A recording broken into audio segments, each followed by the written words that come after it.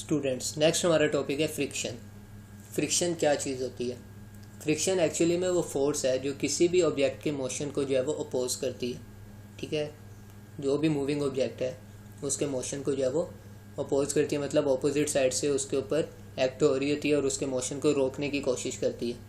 हमने first law में पढ़ा था, या लॉ ऑफ इनर्शिया जिसको हम कहते हैं, कि अगर कोई ऑब्जेक्ट मूव कर रहा है उसके ऊपर कोई फोर्स एक्ट नहीं हो रही तो वो क्या करता है, कंटिन्यूसली मूव करता रहता है।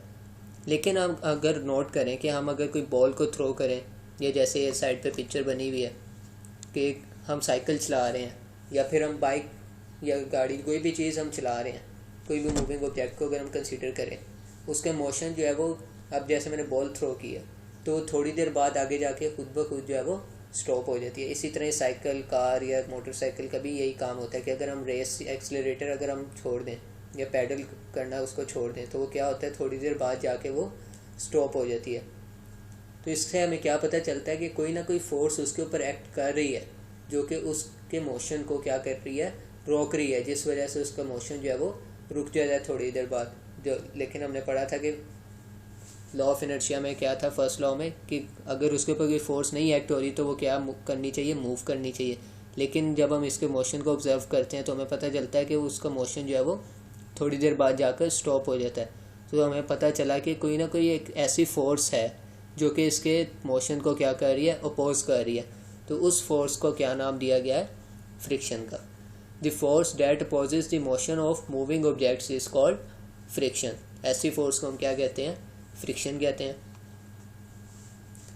Friction is a force that comes into action as soon as a body is pushed और पुल्ड ओवर अ सरफेस। तो जैसे ही हम किसी भी चीज़ को या तो पुश करें या पुल करें, मतलब अपने से दूर भेजना चाहें या अपने पास लाना चाहें, तो उसके अंदर क्या होती है, फ्रिक्शन स्टार्ट हो जाती है दो सरफेसेस के दरमियान। ठीक है, ये दो बॉडीज़ के दरमियान जो है वो फोर्स एक्ट होना स्टार्ट कर देती है। In case of solids the force of friction between two bodies depends upon many factors. Friction किस किस चीज़ पे डिपेंड करते हैं? पहले nature of to surfaces in contact, कि वो सरफेस की नेचर किस तरह की है। अगर वो दोनों सरफेसेस स्मूथ हैं तो फ्रिक्शन जो है वो कम एक्ट कर रही होगी, अगर तो वो सरफेस रफ है तो फ्रिक्शन जो है वो ज़्यादा एक्ट कर रही है। And the pressing force between them, और जो फोर्स उन दोनों के दरमियान है उस पर भी जो है वो डिपेंड करती है। Why friction opposes motion. Friction जो है वो मोशन क्यों अपोज करती है? कि अगर हम कोई भी सरफेस हम देखें, अगर वो स्मूथ भी है फिर भी उसका अंदर जो है वो फ्रिक्शन एक्ट कर रही होती है। कोई भी स्मूथ सरफेस है, उसका आंसर ये है कि कोई भी जो सरफेस है वो स्मूथ बिल्कुल भी परफेक्ट नहीं होती। अगर कोई सरफेस हमें लग भी रही है कि वो स्मूथ है तो उसके अंदर अगर हम मैग्नीफाई करके देखें हमें नज़र आएगा कि जो वो सरफेस क्या है, वो थोड़ी बहुत वहाँ से ऊपर जो उसका अपर पार्ट है वो क्या है, रफ है, जहाँ पे वो एक्ट कर रही है फोर्स। उसके अंदर पेट्स या बम्स यानी कि थोड़े जो ऊंची नीची जगह जो है वो हमें नज़र आती हैं। आप देख सकते हैं कि ये ज़ाहिर तो दो स्मूथ सरफेसेस हैं, लेकिन इसको मैग्नीफाई करके देखा है तो हमें पता चला कि ये दोनों सरफेसेस परफेक्टली स्मूथ नहीं है, जिस वजह से इनके अंदर क्या है, पिट्स एंड बम्प्स हैं और फ्रिक्शन जो है वो एक्ट कर रही है। हमारे कॉन्टैक्ट पॉइंट्स हैं, इनको हम क्या बोलते हैं, कोल्ड वेल्ड्स। कोल्ड वेल्ड होते हैं किसी भी दो सरफेसेस के जो कॉन्टैक्ट पॉइंट है जहाँ से वो ज्वाइन किए जाते हैं, उस पॉइंट को हम क्या कहते हैं, cold weld. The contact points between the two surfaces form a sort of cold weld. Cold welds करते क्या हैं, these cold welds resist the surfaces from sliding over each other. ये उसको रेजिस्ट करते हैं, मतलब अपोज करते हैं कि वो एक दूसरे के ऊपर स्लाइड कर सकें। Adding weight over the upper block increases the force pressing the surface together. कि अगर हम इसके ब्लॉक के ऊपर अगर हम फोर्स एक्सर्ट करें तो क्या होगा, जो फोर्स प्रेस कर रही हैं दोनों सरफेसेस को वो भी इंक्रीज़ हो जाएगी और फ्रिक्शन क्या होगी, बढ़ जाएगी। And hence increases the resistance, thus greater is the pressing force greater will be the friction between the sliding surfaces. कि जितनी ज़्यादा प्रेशर होगा उस फोर्स का तो उतने ही ज़्यादा फ्रिक्शन जो है वो इंक्रीज़ हो जाएगी। नेक्स्ट है हमारे पास, friction is equal to the applied force that tends to move a body at rest. कि फ्रिक्शन जो है वो उस फोर्स की इक्वल होती है जितनी हमने फोर्स अप्लाई की होती है किसी भी बॉडी को मूव करवाने के लिए। It increases with the applied force. जिस तरह से हम फोर्स इंक्रीज़ करते हैं उस तरह से फ्रिक्शन भी क्या है, इंक्रीज़ हो जाती है। Friction can be increase to certain maximum value. तो फ्रिक्शन जैसे फोर्स की कोई सर्टेन मैक्सिमम वैल्यू होती है, इसी तरह फ्रिक्शन भी जो है वो एक ख़ास वैल्यू तक जो है वो इंक्रीज़ हो सकती है, उससे ज़्यादा फ्रिक्शन जो है वो नहीं जा सकती।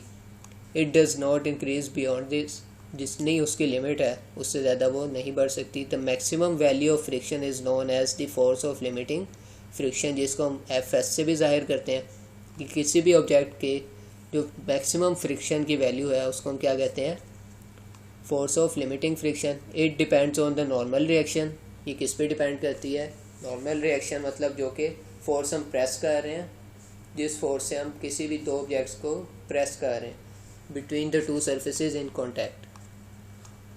The ratio between the force of limiting friction इस एफएस और ये नॉर्मल रिएक्शन आर जिसको हम कहते हैं, उसकी रेशो क्या होती है, कांस्टेंट होती है, ख़ास वैल्यू होती है जिसके ज़्यादा वो जिससे आगे वो नहीं बढ़ सकती।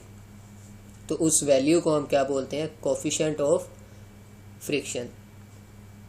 जो कांस्टेंट है जिसकी वैल्यू कोई, जैसे साइड पे टेबल बना हुआ है डिफरेंट मटेरियल्स का कोफिशिएंट ऑफ फ्रिक्शन, यहाँ पे उसकी वैल्यू दी हुई है। तो इसकी वैल्यू जो है वो इतनी कांस्टेंट ही होती है, मतलब इससे ज़्यादा चेंज नहीं होती। फार्मूला हमारे पास है, म्यू से हम उस कोफिशिएंट को रिप्रेजेंट करते हैं, कोफिशिएंट ऑफ फ्रिक्शन को mu equals to F S force of limiting friction divided by R. मतलब कि फोर्स ऑफ लिमिटिंग फ्रिक्शन और नॉर्मल रिएक्शन आर की जो रेशो है वो क्या है, कांस्टेंट है। अगर हम इसको रीअरेंज करें, ये आर इधर चला गया, F S equals to mu R. तो अगर आर क्या है हमारे पास, क्या होता है, नॉर्मल रिएक्शन। तो अगर कोई भी ब्लॉक हॉरिजॉन्टल सरफेस पे रखा हुआ है और उसका मैस हमारे पास m है, तो नॉर्मल रिएक्शन हमने पढ़ा था, रिएक्शन क्या होगा, एक तो उस फोर्स का, उस बुक का मैस, और दूसरा जो ग्रेविटेशनल फोर्स उसके ऊपर एक्ट कर रही है। क्या हो गया, r equals to M G, normal reaction हमारे पास क्या आ गया, ब्लॉक का एम जी आ गया। यहाँ पे इस इक्वेशन के अंदर हमने simple F S equals to mu और आर की जगह हमने ये एम जी पुट कर दिया, F S equals to mu M G. ये दोनों फॉर्मूले याद रखने हैं, आगे न्यूमेरिकल से एग्जांपल सॉल्व करने में हेल्प करते हैं। ये साइड पे एक टेबल बना हुआ है जिसके अंदर डिफरेंट मटेरियल्स के कोफिशिएंट ऑफ फ्रिक्शन की वैल्यू दी हुई है, ठीक है। तो ये सारा याद रखनी है, ये कंप्लीट टेबल याद करना है। आयरन एंड आयरन में कितनी होती है, रबर एंड कंक्रीट में कितनी है, टायर एंड रोड, अगर ड्राई है सड़क तब कितनी वैल्यू होगी कोफिशिएंट ऑफ फ्रिक्शन की, अगर वेट है तो तब कितनी वैल्यू होगी। ये सारे, इनमें से कोई भी ऑब्जेक्टिव के अंदर लाजमी आता है, तो इनमें से कोई एक भी आपने वैल्यू जो है वो छोड़नी नहीं है। Thank you.